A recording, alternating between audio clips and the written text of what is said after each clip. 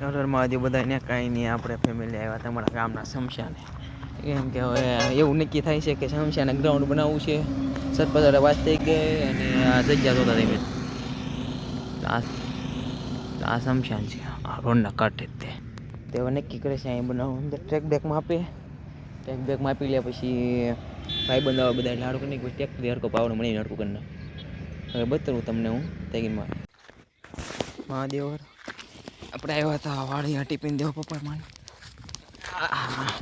Tiffin દેવા અને side લાવ્યા કેમ કે કંઈક શર્ટ કરવાની હશે અને ઓલું ગ્રાઉન્ડ બનાવવાનું હતું.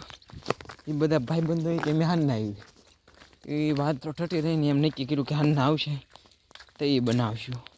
એટલે હાનના આગળ જઈ બપોર તો થઈ ગયો ખાઈને પીને જઈએ ને પછી બની નાખ્યું ગ્રાઉન્ડ તાગીનમાં જ. કાંઈ નહીં પપ્પા ઉપર પાણી વળશે ને એનો ફોન આવ્યો કે ટિફિન ટીંગાડીને વયો હતા.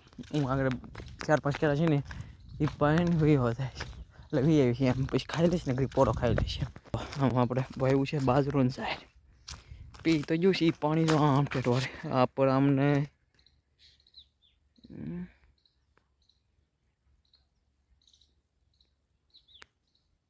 દેખાતા નથી ચીજો એટલું આકાશ છે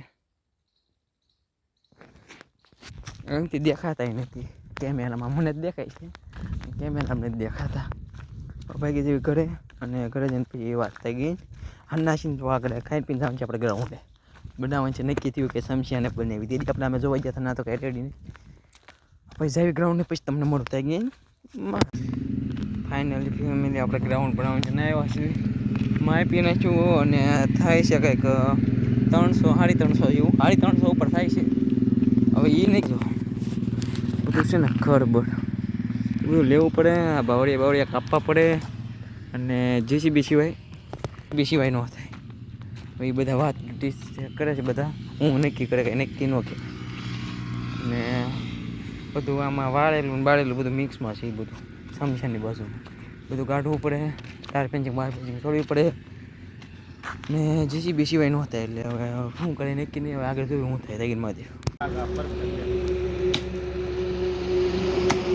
એના વજને પડી જશે બીજું કાંઈ નહીં. મહાદેવ આપણે પાકી છે દોરવા માટે ગ્રાઉન્ડે જતા કે ગ્રાઉન્ડ તો આજનું નથી ખાલી સાફ બાપ કર્યું છે એવું થયું.